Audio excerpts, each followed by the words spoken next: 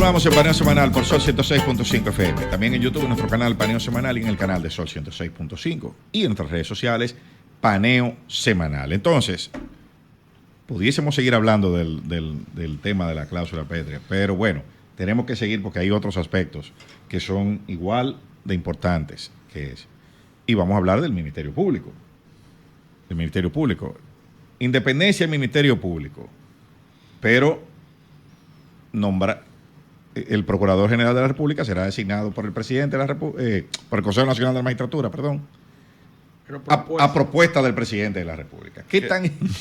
Que todavía no se sabe a propuesta. Con inamovilidad por 2 años. ¿Cuál es la propuesta? Porque bueno, ha cambiado ahora, ¿no? O sea, al principio eran 4 y ahora el texto es de 2. De 2 años. De 2 años. Ahora sale con el mandato renovable de 2. Claro, lo que no sabemos si el presidente va a presentar una terna o es un solo candidato. Uno. Es la propuesta de él. Ya lo ha dicho. Está en la escrita. No habla de terna. Bueno, pero la Asamblea ahí sí pudiese modificar ese aspecto. Sí, yo entiendo que sí, que la Asamblea eso lo puede cambiar. Por eso que digo que aunque no haya constitucionalistas que dicen que no, la Asamblea tiene esa potestad. La Asamblea tiene que ir a los temas y a los artículos. Exacto. Pero podrá escribir lo que quiera. Por supuesto. Pero aunque sea una terna, señores, por Dios, o sea... por lo menos el presidente que lo está proponiendo. Para guardar la forma, debería ser por lo menos una terna. Porque sí, pero aunque el presidente, todo el mundo sabe que la terna, el que va en el número 1 ese es. Claro. Entonces, uno se pregunta, digo, ya está hablando un poco el político, pero además ni siquiera el ciudadano de sentido común. ¿Esto resuelve la independencia del Ministerio Público? No recae sobre la figura del presidente finalmente la designación, me parece que sigue recayendo sobre la de él. Lo que se cambia es el procedimiento de elección del procurador, pero el presidente lo somete, que si es uno, pues evidentemente ya no va a pasar de ahí, a menos que el Consejo Nacional de la Magistratura se lo rechace. Es un órgano donde él tiene control por la configuración. Se cambia la configuración, ahí sí yo estoy de acuerdo, de que siempre se ha dicho la pertinencia de sacar al Procurador General de la República de este órgano. Y luego hay un último aspecto que dice la propuesta, cuando el presidente en su carta habla de consolidar la autonomía constitucional del Ministerio Público y especializar sus funciones. La parte de la especialización me parece que se refiere a la creación del abogado del Estado. Eso está muy interesante. Eso nadie ha hablado de eso, pero yo os puedo hablar un poquito de eso también. A propósito del tema de la jurisdicción. Pero es muy interesante introducir esa nueva institución o conversión del Procurador General Administrativo en los abogados del Estado, en la institución de la abogacía del Estado, que los que conocemos la abogacía del Estado en España o en otros espacios públicos europeos, hablamos de un cuerpo de élite de juristas, ¿no?, para la defensa del Estado, sin necesidad de tener que contratar externamente, ¿no?, correcto, como se hace aquí, no, sino tener. Y además, fíjate que el acceso a la posición de los abogados del Estado en España son los juristas mejor preparados del país. Son los juristas mejor preparados. Es una posición que tardas casi más de 8 o 9 años en prepararla. Es una oposición de más de 450 temas que tienes que preparar. Es una oposición durísima y los abogados del Estado además se los rifan luego en el mercado, porque están preparados para todo. Son personas muy cualificadas y espero aquí que se haga en un futuro un cuerpo de carrera para la defensa de los intereses del Estado. Me parece eso muy oportuno. Ahora bien, yo entiendo que esto no era necesario hacerlo aquí en la reforma constitucional, pero bueno, como está el Procurador General, como está citado ahí, el Procurador General Administrativo y tal, bueno, pues obliga un poco a manifestar de que se va a cambiar esa institución hacia otro modelo de organización de la defensa, ¿no?, de los intereses del Estado, con un cuerpo nuevo de carrera que es la abogacía del Estado. Eso me parece bastante interesante. También estoy de acuerdo, José, con el tema de excluir, de sacar del Consejo, forma de elección, del Consejo Superior de la Magistratura, sacar al Procurador General de la República o Procuradora General de la República, me parece necesario, porque además hay una falta de incoherencia, de contradicción, que tenga que elegir a los jueces con luego realmente. Claro. Entonces debe de estar ahí fuera. Quizás a lo mejor, como aquí se ha planteado, yo también estoy de acuerdo, que había que poner, quizás completar el Consejo Superior con el presidente del Tribunal Constitucional. Eso yo estoy de acuerdo. Yo creo que eso se podría incluir, sustituir al procurador general, procuradora, por el presidente o presidenta, ¿no?, del Tribunal Constitucional. Debería estar ahí, porque estamos hablando de una magistratura de interpretación de la norma más importante y, por tanto, yo creo que sí debería estar integrado en ese consejo. Ahora bien, no olvidéis... También se introducen unos requisitos de idoneidad nuevos. Se pueden mejorar. También se pueden mejorar. Mira, 5 años de no haber participado en ningún tipo de actividad política. Que eso es, pero yo como político mejorar. Me preocupa, porque sí. Se ha estigmatizado el hecho de que la gente ejerza su derecho a participación democrática, milite en un partido en un determinado momento, ocupe posiciones públicas, que parece que es malo. O sea, eso te pone una letra escarlata. Pero fíjate, José, cómo... para mí falta de la cultura democrática sin que duda, hay en claro, nuestro país, sin duda. Evidentemente. Y luego ya tú no puedes... Hay ciertas posiciones, como la de juez, o en este caso ahora se incluye el procurador, o miembro de la Junta Central Electoral, lo que no debe del haber cual es tú estás absolutamente en los requisitos. Baneado, o sea, fuera. Hay ambigüedades en los requisitos para ser elegible. Notorio, continuo y notorio.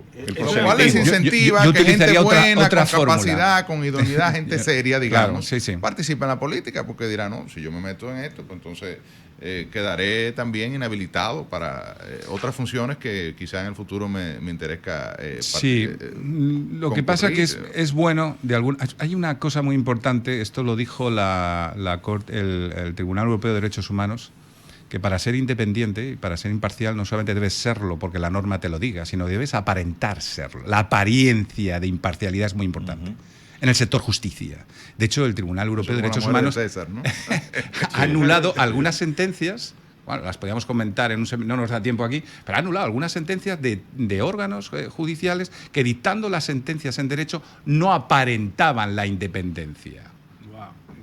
No aparentaban la independencia. Por ejemplo, en un concurso de oposiciones de catedráticos, de profesores, un juez decretó en un concurso de oposición de catedráticos la anulación del procedimiento, totalmente legal. Ese procedimiento se hizo no de acuerdo con las reglas para el nombramiento de ese catedrático, eso pasó en mi universidad, pero claro, el juez que había dictado esa sentencia había dado clases, no tenía relación ni siquiera con esa plaza, con ese procedimiento, no tenía nada que ver ni con esa facultad, pero había sido profesor de esa universidad asociado, había colaborado.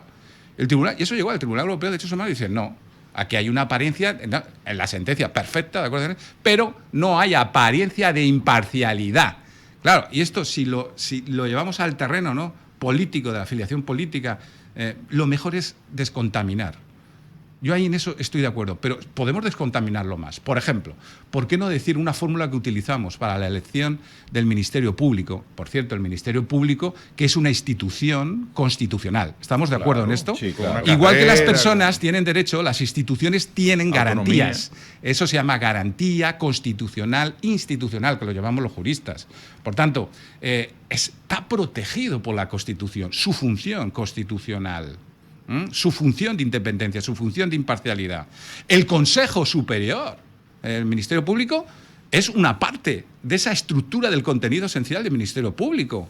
No es necesario tampoco, aunque esté... En la primera versión del proyecto se quería eliminar el 174 que integra este Consejo. No es necesario eliminarlo. Y el 175 se dejaba, para mí una pifia, de la formulación del proyecto inicial, porque se dejaban las atribuciones, pero se eliminaba la integración del Consejo.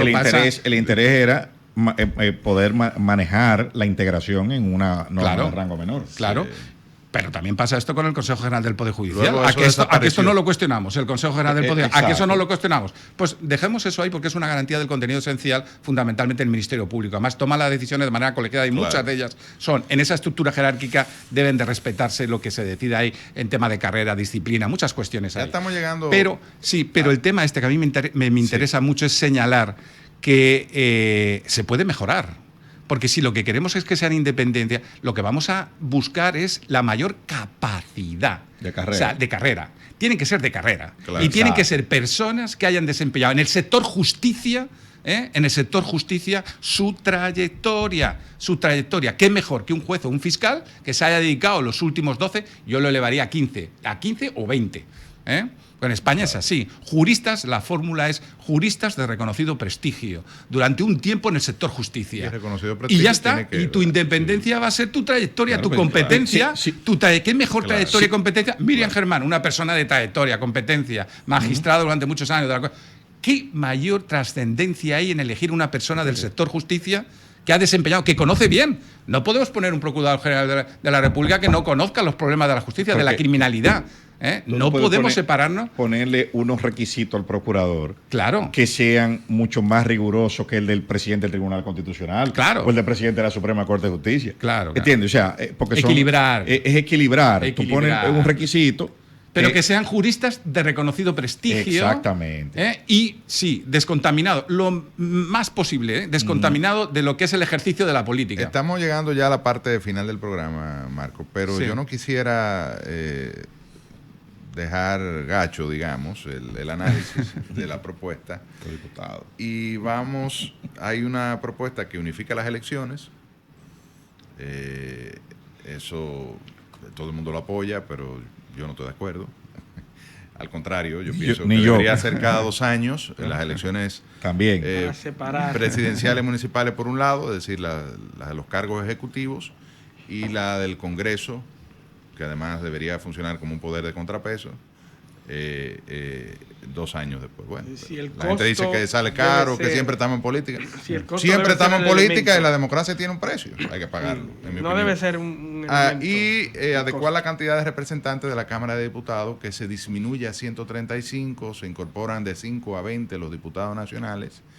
Y bueno, eso nos retrotrae a 153. Se disminuye a 153. Se eliminan 37 diputados. Ok, correcto. Tuve dislexia ahí.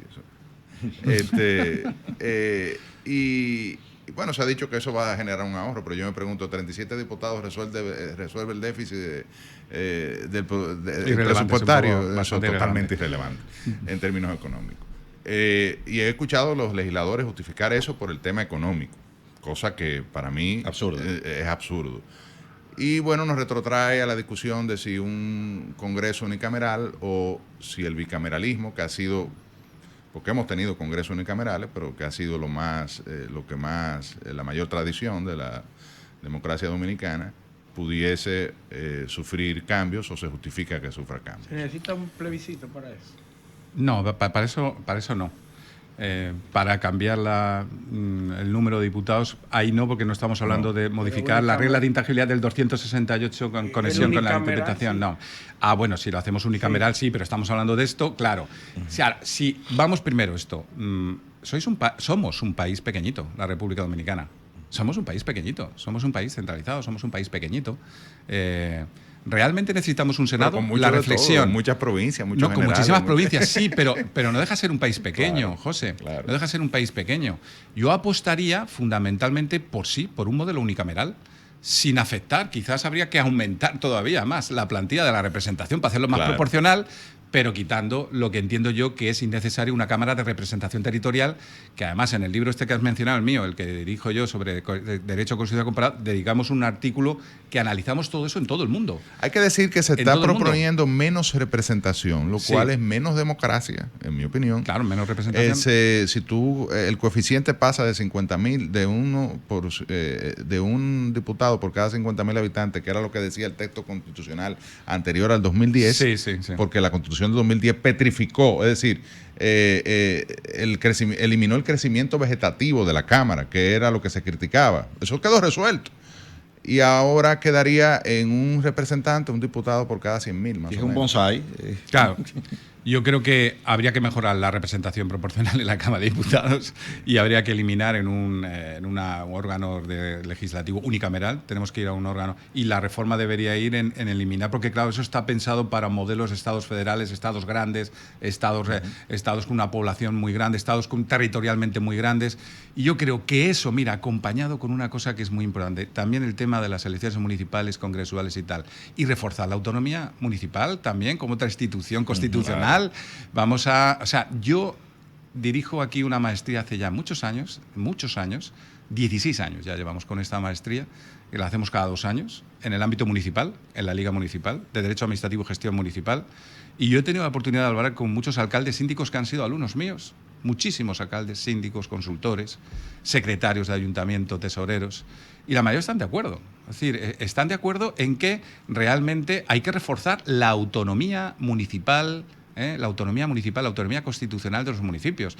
Y eso se hace, primero, reformando la ley de municipalidad, la ley del 2007, que es una ley preconstitucional. Hay que dotar de mayor autonomía política y constitucional. ¿Qué hacemos si las unimos? Estamos afectando a un contenido, un elemento esencial de la autonomía política de los municipios. Y favoreciendo la algo que para mí ya es un problema, claro, es el arrastre.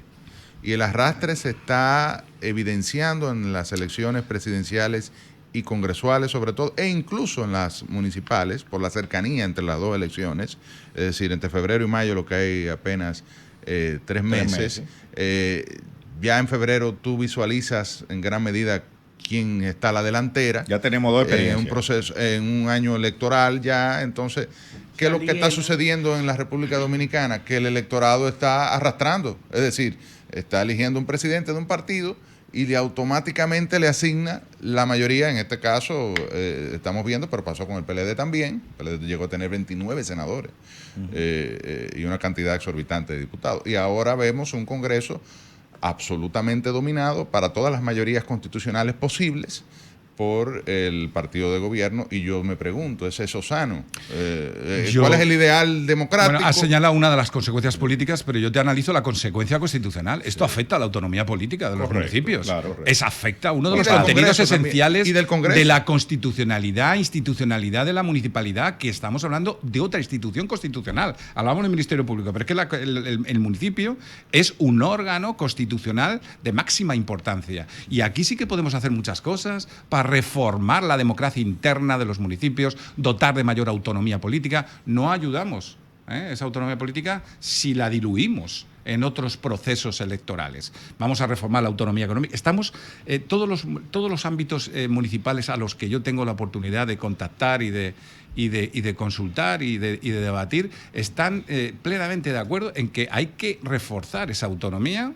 Hay que dotar de mayor autonomía económica y financiera, que no la tienen. No puede ser que los municipios sigan dependiendo siempre de la cesión de los impuestos del presupuesto del Estado. Tienen que tener mayor autonomía financiera, económica, y para eso, evidentemente, hay que hacer 2 o 3 cositas que lo explicamos muy bien en el máster: reforzar la ley de haciendas locales, reforzar los arbitrios, reforzar los mecanismos de financiación. Sabemos lo que tenemos que hacer. Y en el caso del Congreso, el arrastre limita la capacidad de este órgano de servir como contrapeso del poder, que es el anhelo de la configuración clásica de por qué dividir en estancos, decía Hamilton en El Federalista, el Estado, el Poder Judicial en ese momento, los clásicos, legislativo y presidencial, pero para que un poder limite al otro, para que haya ese chequeo y balance, check and balance que los americanos plantearon en su modelo presidencial republicano. O sea que de verdad que a mí la fórmula que más me gusta es dividir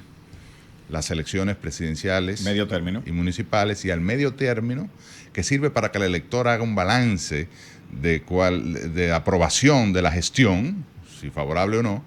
Entonces decidir en el Congreso qué representación se le da al pueblo, o sea, que el pueblo qué representación se da a sí mismo a los fines de contrabalancear aún más al Ejecutivo o premiarlo con la mayoría también. Y que además lo que se plantea en esta reforma es precisamente lo contrario, es traer la cantidad. Para mí, una demostración menos democracia. Exacto, porque tú estás ampliando a 20 diputados nacionales. O sea, que son diputados que lo eligen los partidos sin ningún proceso de competencia interna. No, y que el ciudadano ni sabe cómo lo eligen. Además, son gente que no hace campaña. Son gente que no hace campaña, que no publican un afiche, un spot, no hacen reuniones con el electorado porque ellos van a salir en función de la cantidad de votos que saque el partido. Y que la gente ni siquiera entiende cómo ¿Para qué sirven? ¿De dónde salieron esos tipos? Ni cómo los está eligiendo. No tienen ninguna conexión con un electorado. Porque es primero entre los partidos minoritarios, pero cuando tú estás votando, que es una discusión también que se da en otro sentido, en otra medida, con la representación del exterior, porque las configuraciones de las circunscripciones son... Claro. Incluyen poblaciones que no necesariamente tienen intereses comunes. Europa, un continente, es una circunscripción. Sí, Claro, Miami está junto con el desproporcionado. Caribe y eligen entonces Miami un está representante. con Massachusetts, con Nueva York Mira, y New Jersey. no quiero que se quede el tema de La Vega, del síndico votado por el pueblo Bueno. y que Es un fraude del elector, eso es ¿qué así piensa que... Marco sobre eso?